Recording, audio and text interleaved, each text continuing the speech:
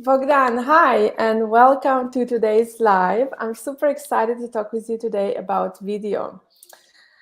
Um, Hello. Before I'll give you the mic that you introduce yourself, I want to give our audience a little bit overview why this topic of video. So, a couple of weeks ago, you posted on LinkedIn about the metaverse, and you said that before people look into the metaverse, they need to perfect their video skills because video is here. Video is good for advertisement. The data shows that people watch mostly video, and before we think about what's next, we have to do what's now and here and available and leverage the resources at our disposal.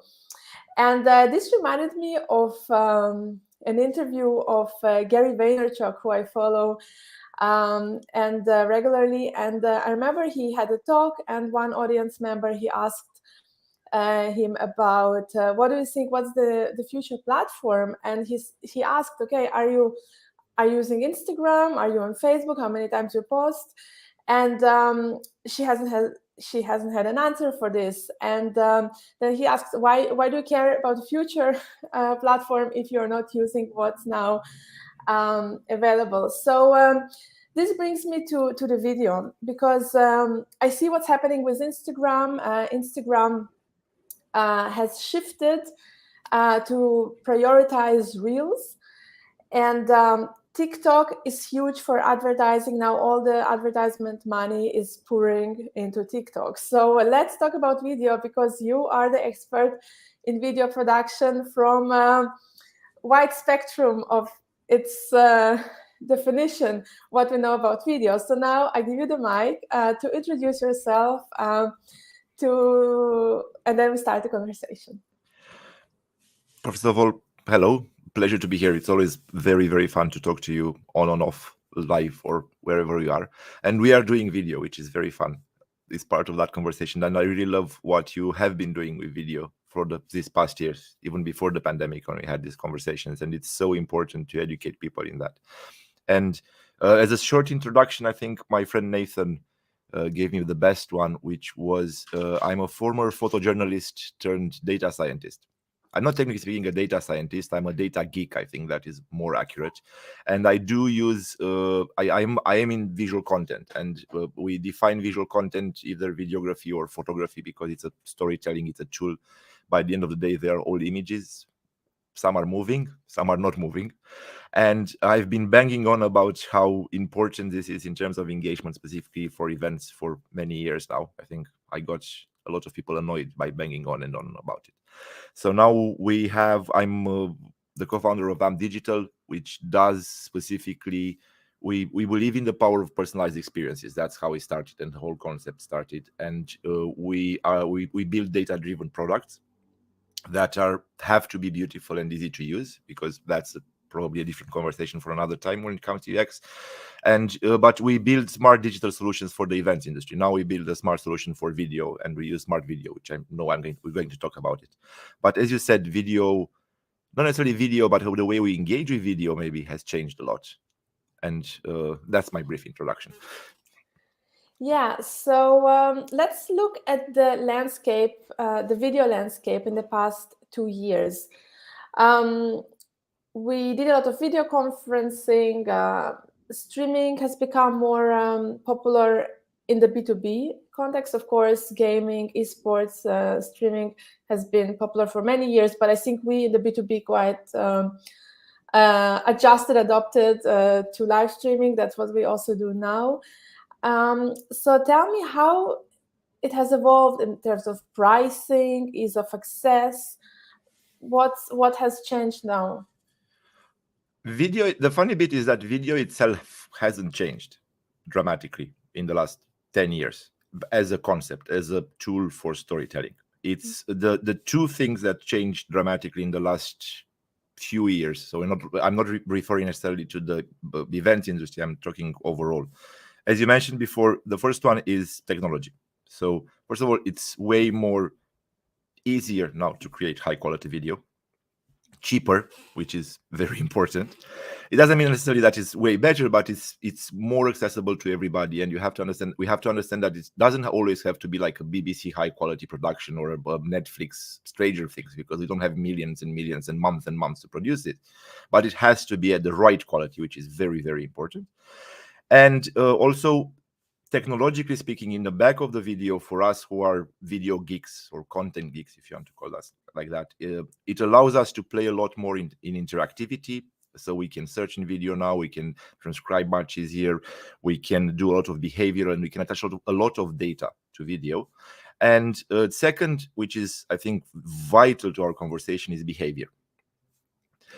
I know we are all event professionals, but we all live in the outside world. We all have our reality, and then we go into our bubble. And as you very correctly said at the beginning, look at YouTube. Everybody engages with video. TikTok exploded and is based on video. There are little companies like YouTube that strive on this. But our behavior and how we engage with it changed because these companies understood that they can curate the content for us, so they can put that content that we need in front of us for a specific date. It can be anything from defining video in time-wise, so it can be 30-second videos, it can be tech talks for half an hour, but they're targeting it at the correct time and the correct audience, which is vital. And we in the event industry especially have to understand that. You know what? I liked you mentioned it's very easy to produce a video, and now it's just so easy. You have so many apps that are available at your fingertips, and it's always your phone. And I speak to so many videographers and photographers, and I look at their videos and they say, I filmed it with the phone. And the capabilities of the iPhone, the latest iPhone, are just phenomenal. You can do Absolutely. micro video, you can do this wide angle shot, and you can have the standard shot. And with the right editing, you will not even notice if it was shot on iPhone or Sony. Exactly. Alpha. No, because you're not putting it on a cinema screen. It's about where you use it. Yeah. And I think what that did, the technology itself, it's a tool. It's always been a tool. It's about who uses it and how they use it. But it allowed people who had the talent, who had the ability to create this, who had the ability to tell a story, to use these tools to enhance their storytelling. And it also gave us, the viewers, the ability to access this storytelling, because you could have done the most amazing story back when I started and I was shooting on film. I'm showing my age now. I was shooting photography on film. You didn't have Instagram to share it. Yeah. You had to go, we were working for agencies, and there was a photojournalist. So it was very hard to actually share this, to send a picture from wherever I was to you in Germany. It would have been just crazy. To have taken ages. You had to have an email. It took half an hour to upload 1 megabyte. So it's both sides of this of the conversation that changed dramatically. Definitely. You mentioned Instagram, sharing the work. I know I'm diverting a bit from the questions I want to ask you, but just like I want to say that a lot of photographers actually, they're very frustrated now with Instagram that they can't showcase their work anymore. So all the photographers actually now, they need to reskill themselves to be more of a videographers, because video is a high in demand skill. And if you don't do it, you just stay behind. And everything also on vertical format, that's quite interesting. So the work, I think, of the videographer also is becoming more complex, because you need to shoot now for YouTube, for TikTok, for Instagram, and it's just becoming quite a complex project, having all these formats. But that's so fascinating, because that's where the attention is. That's where people watching the video. And you mentioned attention span, and the broadcast networks, they understand how long people watch and what they watch. So let's talk about the attention span. What data tells us about the attention span in the corporate environment? So let's say someone goes to a conference, business conference, or they watch it online? So what's the average? Uh, I'm not going to give you data because I think the data is skewed for two reasons. But I have some, in terms of, I have some funny numbers that I think are quite interesting from that perspective. Before the pandemic, because that was a research we've done before the pandemic, the average lifespan of an image online was 2 seconds. Literally, breathe in, breathe out, done. It doesn't mean that it didn't exist, but it's about eyeballs on the actual image. That is average. Of course, because as you said, let's say Gary Vee does a video, or let's bring it more to market. Adam Perry does a video and I do a video. Mine is going to be much shorter because I don't have the influence and I don't say so many interesting things than Adam. Adam will have a slightly longer version of that. In the same time, he will be completely outranked by any kind of footballer, for example. So, but that lifespan tells us that people go through content very quickly because there is a lot of content out there. So it's not necessarily about how long people are actually watching, because it's not about people. We have to forget about people. Our audience is not our audience. We have to talk about specific audiences. And I'll give you a very simple example. We were supposed to do this yesterday, but you had a problem. I hope you're way better now. Things happen. Life happens around us. We are busy. We are all busy. We're all working, trying to do things. And you're not the only one who's producing content for the events industry. Maybe you're the best one, but you're not the only one. So I think there are over 100 video cast, podcasts, or any kind of video format content. So you can't watch everything. So you have to think about your specific audience and then drill it down to an individual and create content that individual will engage with. So that's the lifespan of content, because at a live event, people are usually not stranded, but forced to sit on a chair. So you can really get up, make a coffee, have a cigarette, whatever you're going to do. You have to watch there. And even if you take your phone out, it's going to be very obvious that you're not focusing on that. So you have that peer pressure that helps you. At home, I can play the video as much as I like. What I'm interested in is not about how much I watch in the video or how long I watch the video, but how am I interacting with it? Which bits of the video is my audience or my individual audience or my verticals are interacting with? Because if I would make video interactive, I can make a 3-hour video that you have 10 people interacting in the first 10 minutes and they're sharing something in the last 10 minutes. So it's about creating that bespoke experience. And why I don't think the data is correct, because at the moment, specifically on demand video, as we said at the beginning, we're not Netflix. We're producing some valuable content from leaders in the verticals that have something very interesting to say. And it can create business intelligence and education and very important things. But it's not Stranger Things. Sorry, I'm using Stranger Things because I'm a fan of Stranger Things. It's not that level of production. So when you give me the ability to rewatch 2-day conferences with 3 stages on a page that gives me 10, 16, 30, 40 hours of content, I'm not going to watch it, because I'm gambling my time, which is the most valuable asset I have, on the idea that I might find something interesting, because I don't know I'm going to find something interesting. I'm curious, but I don't know. If you start a conversation with me, say, I know based on your registration that you're interested in expos.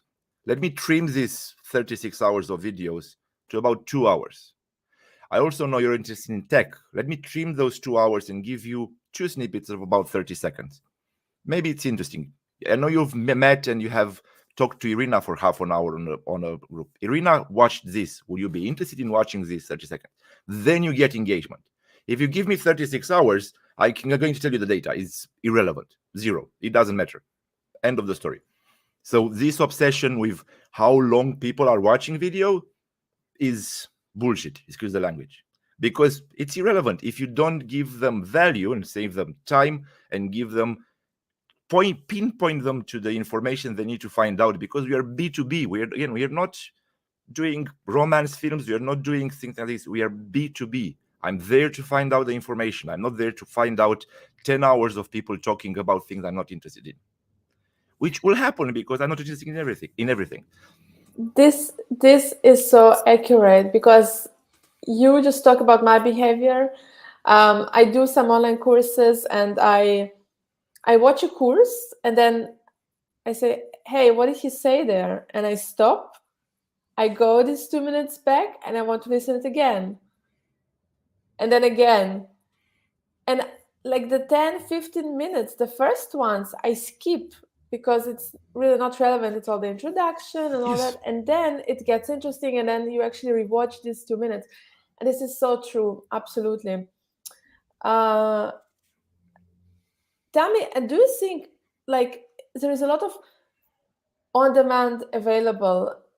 Do people actually watch on demand? I think people watch on demand not the way we think of on demand. So on demand video or over the top transmission is Netflix, it's Disney Plus or anything like that. Again, we're not Disney Plus. Nobody in their right mind, theoretically, will binge a conference for 12 hours with popcorn. And I don't think so. Even those who really want to watch it and they're obsessed with it, they will pick things that they're interested in. They're not going to watch the whole.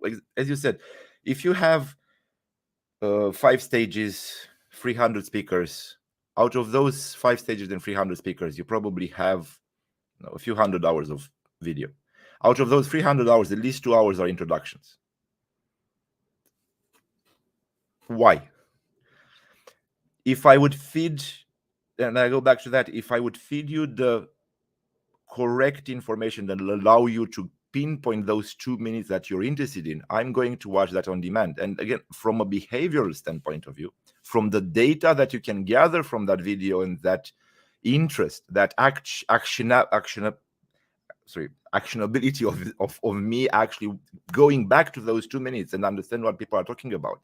And if you have 50 people doing that, you should have another stage just on that subject, because if you have 100 people at your conference, half of your conference is watching that subject.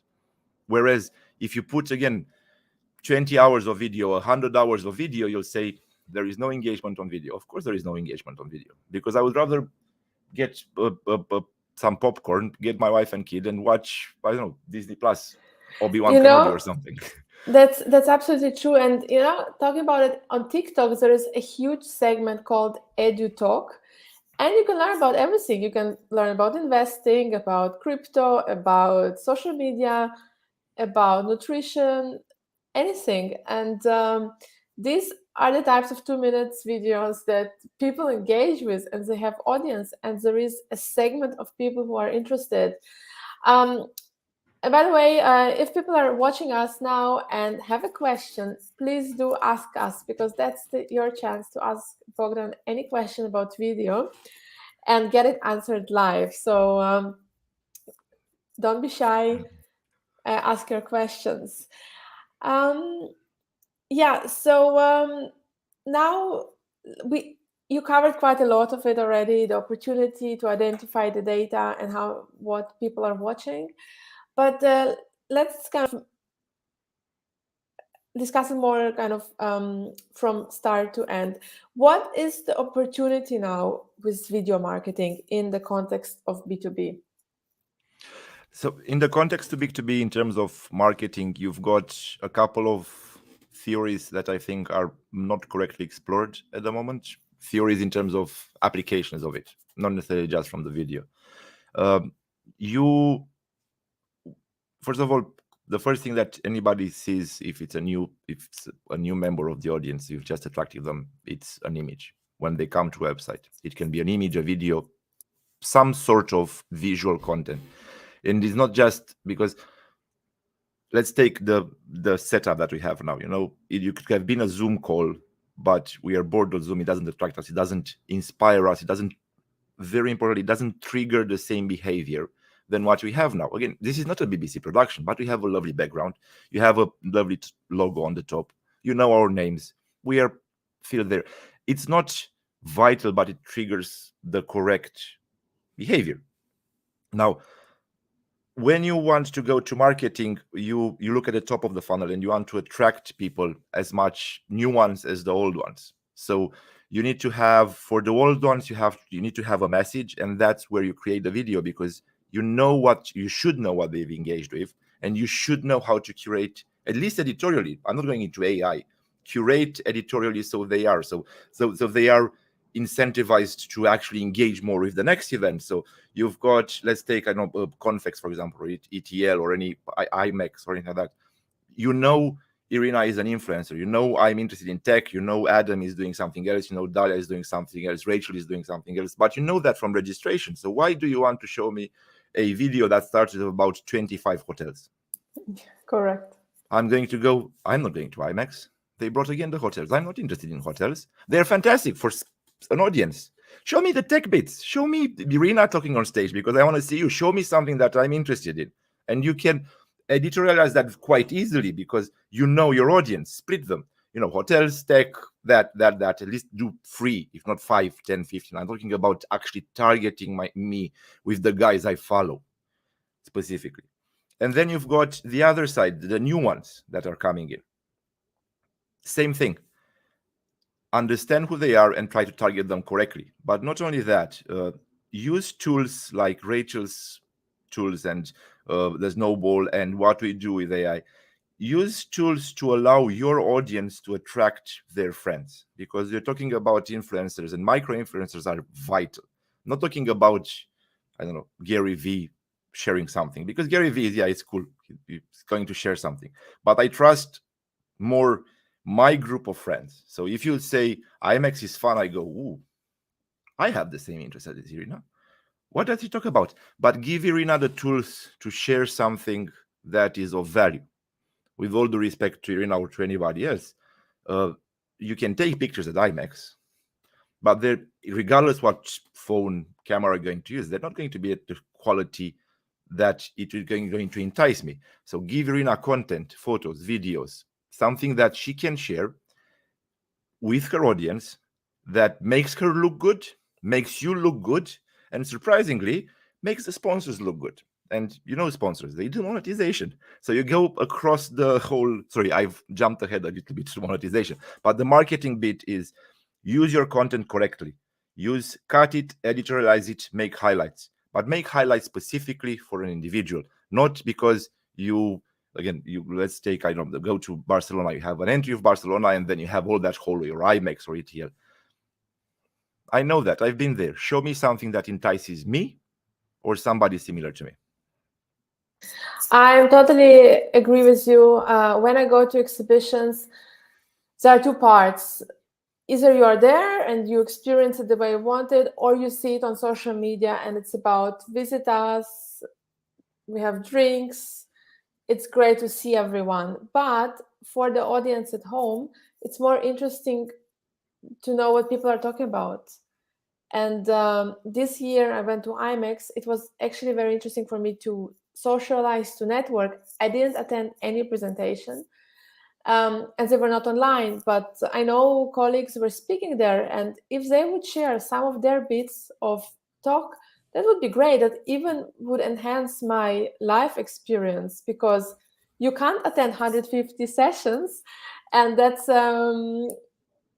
the reality today, that events, they say we have 100 speakers, 100 sessions, and more, which, you know, it's impossible to attend in 2 days. And we have Victoria, who has a great question, asking, Bogdan, what do you think of video versus audio only format?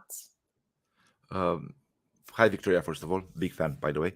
I haven't ever said hi. I'm still shy, so hopefully we'll get a coffee at some point. The answer is yes, because it's I don't think video should be just video. I don't think video you should only have audio. You should only always have options. So not just video, but I think text transcription is vital, because it helps us engage with content. And it's about, we talked about curate the content so to your specific audience in terms of time and where they go. So if I'm on a train, I used to I love listening to books. If I'm listening to something that it's actually interesting, more than 30 seconds, I don't really watch it.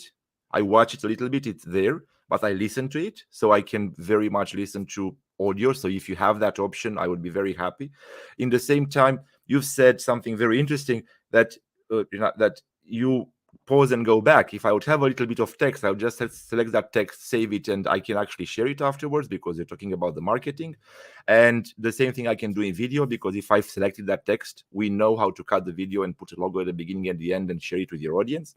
So it's not just about video, it's not just about audio, it's about curating that content in a form that that individual user can engage with it at their specific time. So if they are in bed and their better half is asleep, they don't want to necessarily listen. Maybe they want to read it. But again, create it so they can engage, make it look good, because that is a trigger that is mandatory, because if it looks shit, you associate that image, excuse the language, you associate that image with it. So you have to look it bad, good, make it look pretty and correct for that audience, but make it in any form or shape, anything. It's if holograms in 5 years, I don't mind, as long as they engage with it and it's there. Give them the option, don't force them, give them the option. Yeah, you know what? I like it because for me, it depending on the time of day. If it's like if I'm having lunch, I would actually like the audio form to watch the video or listen. But if I'm in bed, I actually would like to have it very calm and read. So having the same thing in different formats, actually you reach pretty much the same audience, but different times, because otherwise your content might be just skipped. So yeah, very, very good point. Think of accessibility as well. Yeah. It's I know a little I know English, I know Romanian, which is more or less irrelevant as a language unless you actually go to Romania. I know a bit of Spanish, I can understand Italian, but if I would have a translation in English from an Italian speaker, I can understand a little bit and just read that. And it's much easier to read the translation in text and much easier and cheaper to make it, rather than create an audio from a robotic language with a robotic language that you don't really at this moment have the capacity to make it very human and very it's a little bit cold, so you don't have the same reaction to it. And it's allow the user to choose. That's the most important thing in terms of format, I would say. Yeah, so meet your audience where they are. Love it. That's very important. I think that's makes the huge difference and keeps your audience coming back. Yes. Yeah. And what's the difference between user-curated content and user-generated content? Oh, my favorite subject. So I have to own the user-curated content. It's my crazy thought at the moment. I'm sure somebody else thought about it somewhere, but it's the first time I hear it. So the difference between user-curated content is basically what we've talked about now. Give your audience the content. So when you give the audience the ability to share the content from your conference, as we said earlier, you don't need to editorialize it, because you don't know what Irina actually liked and enjoyed at IMAX, let's say. But give Irina the chance to select from that content. And for example, what you're working on and how the concept came in, that you can watch this video, for example, on demand, because live is harder at the moment, technologically speaking. You will get there. Have a transcription, select the meet your audience where they are, like what Victoria liked, what I said. We cut it on server. We put a logo at the beginning, at the end with event planner stock. She shares that on the network. Now, somebody else might like something else that I said. Somebody else might not like what I said, and they want to code in and said, "You're full of bullshit. Get out of here." But select that content and share it there. That's user-curated content. You have a bunch of content, and you allow them to share their view to their audience, because that's vital. Why that is important is because, first of all, user-generated content is content that I make or you make. So take a picture, take a selfie. Very important, very useful. Very hard to make as well. Exactly. Have a shaky, compare a shaky picture with a phone from the back of the hole with somebody with a proper camera that knows how to use it. The problem is just put that content in front of them, not 5 days later, and give them the chance to embellish it, and that will help you too. First of all, you'll make your audience look good, because they'll share pieces of content that really look good without them working for it. Second, they'll make you look good. It's not going to be a shaky picture from behind the stage or something like that. Third of all, they'll make your sponsors look good. And that's when you start to have some fun in terms of behavior monetization. And that means that rather than looking at your content, visual content, so photos or videos, as a expense, so you put it in that expenses and you never look at it, you put it in the revenue model. And you don't just put it in the revenue model, you put it across the pipeline, because you share a piece of content that is valuable with IMX, you're going to reach your audience. I haven't been at IMX. It's audience acquisition. It's audience engagement for those who don't have, because you're going to keep your audience there because I want to share more. I really liked that, or I didn't like that. So one of my favorite things is, and why I started the metaverse, I can say that out loud, right? It has to have with bubbles. I use some foul language there. Is because I was really annoyed with Julius at the Event Tech Summit, because he said video cannot be monetized. And I was, of course, it can be monetized. Of course, yes, video can be monetized. He can be monetized. As I said, look at TikTok, look at video. I know he's saying a lot of things in terms of trying to get a conversation, which I appreciate. But he's right in a sense. You can't monetize 8 hours of video. It has to be smart video. And I'm sure I will get to that in a second. But if you do that user curated content, then it adds so much value, not directly monetary, but that is translating into monetary, without having to, I don't know, hire teams of editorials, have 50 people in the back end, have multiple cameras everywhere. Just do correctly, do it nicely, and you'll engage everybody. Definitely. I shifted a lot of my communication to videos, and I see the higher level of engagement with video.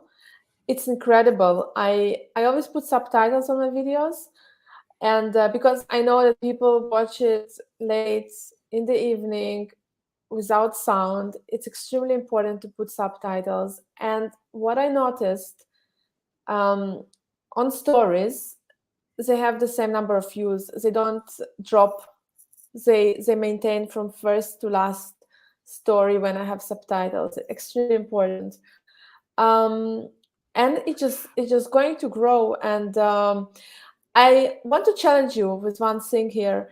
You talk about professional video, and that was my point of view before the pandemic. I said, yes, you have to be represent a brand. You have to be very professional, all logo branded. But during the pandemic, it all became more authentic. It became more vulnerable.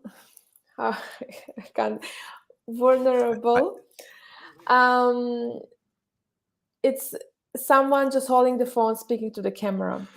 So where do you find this balance between having this really high-end production and being that humble, simple, and accessible content? I think, technically speaking, Victoria might be able to explain more in terms of the psychology of how we engage with content, specifically more using more rational thought and way more insightful.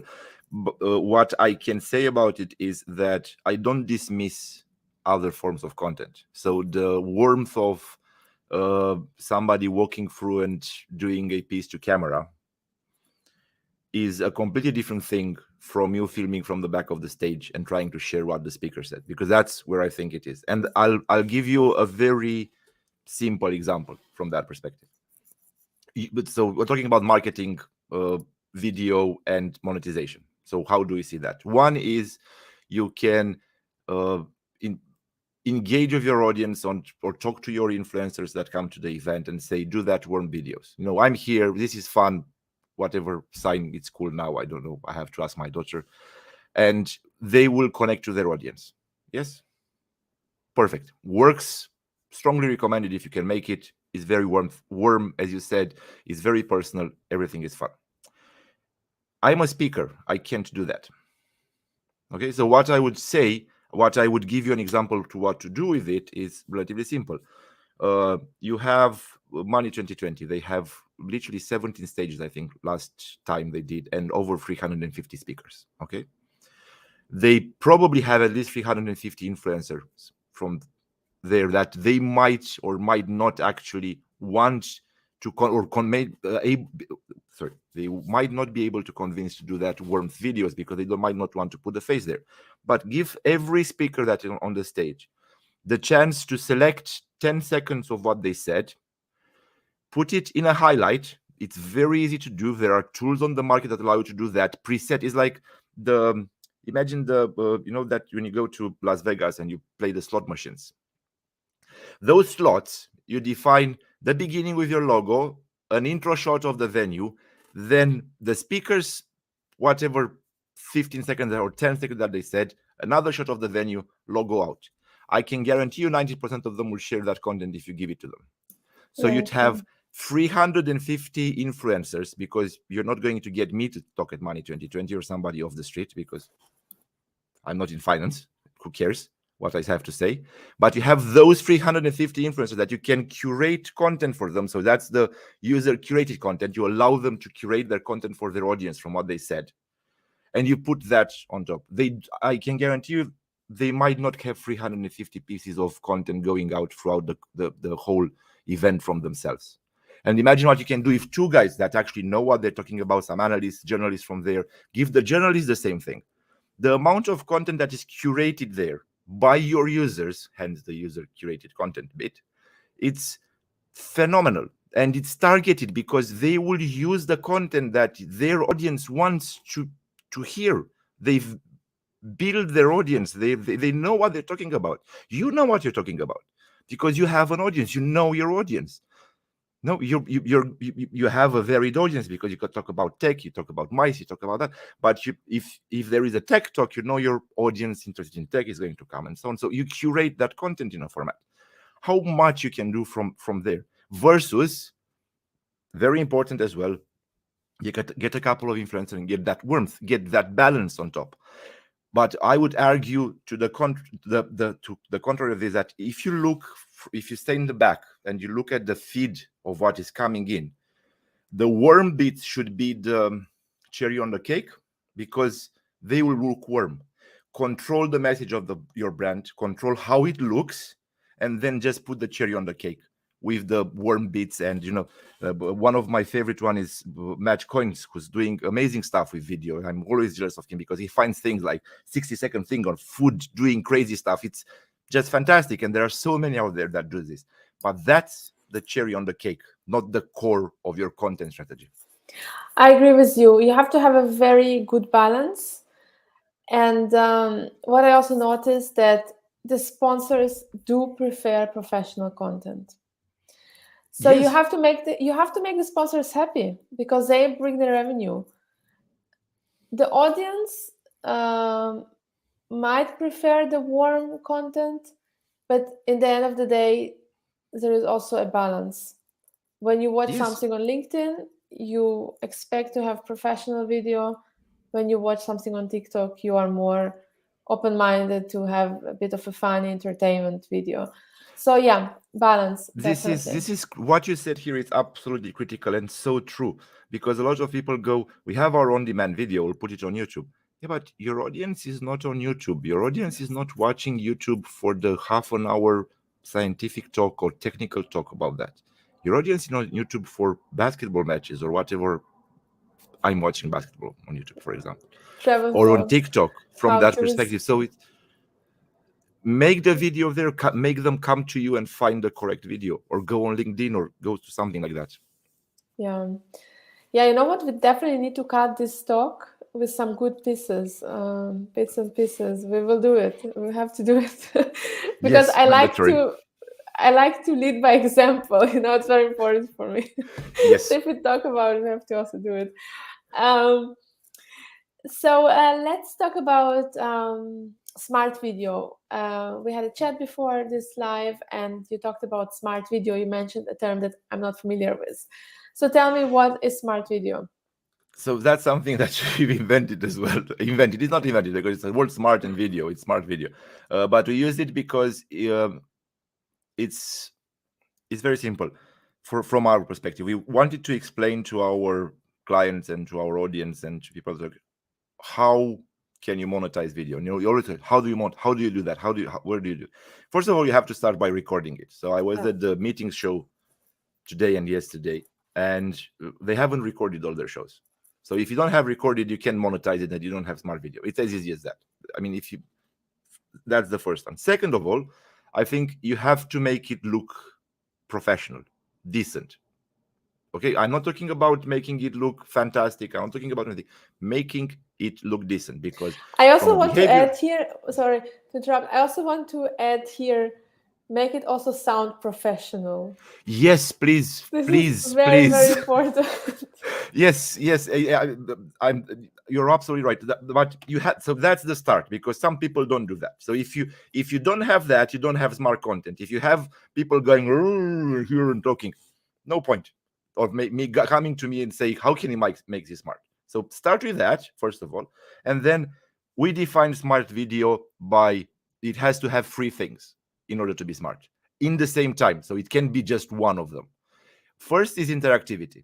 So you is not it you have to be able to search in video, you have to be able to choose languages, you have to be able to search in transcription, you have to be able to stop it, record it, cut it, everything, share it, everything has to be there in terms of interactivity. Maybe not all of them, but you have to have at least a few elements. Searching, for example, it has to be mandatory from my perspective, because it's the base of it. If you have, again, 300 hours of content for the last 5 years, and I want to search for smart video, for example, use that. Let me search for smart video. Show me where in your database it is the smart video specifically at that point, and I'll find out if it's interesting and engage with it. The second bit, it has to be curated. If you don't know how to curate video, you're going to go into a curate. Sorry. So if you don't know how to curate the video, if you don't know how to keep me engaged and give me value, I'm not going to come back, because I'll forget about it, and I'll go to somebody that gives me value and curates the video for me. And third thing, it has to be measurable for two reasons. One, you need to understand what your audience is engaging with, not what videos they played, what they are engaging with. And now we have layers upon layers of data in the back that we can add. And it's fantastic from a behavioral point of view, because we all go, oh, you have to fill this form at the beginning, and we'll do a poll at the end, like a form at the end to ask you how the event is. It's pointless. I'll click the first three things that I go, and I'm going to get bored. But if I spend half an hour and watch a video and share it with my audience, the data in that video, what people are speaking about, what logos you have, what are the speakers, that's fantastic data. So those clusters of data are absolutely invaluable. So if you have these three things, your video is smart, and you can talk about monetization. Yes, and and also when these videos are shared on social media today, LinkedIn, Instagram, TikToks, they have great analytics available, so you can even see how many minutes people watch their videos.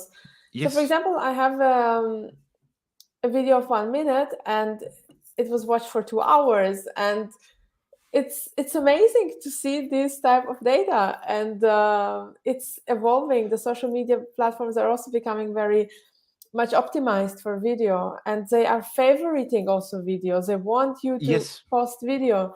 So this is fantastic, and it's not going back. It's just going to increase. It's definitely going to move forward. And I'll add to what you said, because it's extremely true.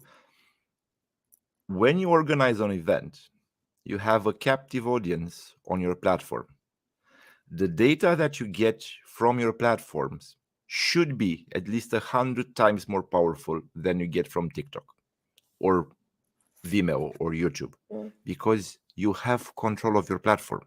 Instagram is never going to give you access to their code so you can put trackers. And you're not going to understand just where people are watching, but what people are listening to, because you have transcription, you have natural language understanding. So you can go all the way to actually creating word clouds and triggering behaviors based on keywords that people actually listened to and engaged with. I wanted to take it a bit further, just to exaggerate. This is possible now, but not necessarily useful for everybody, but it's vital to understand where you can go and how much data you can get on top of what you have there. Yeah. And anywhere in the middle.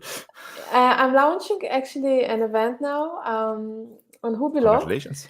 Thank you. Virtual event, and that's where I'm also going to put my focus on to learn, to understand, to analyze the data of a virtual event platform.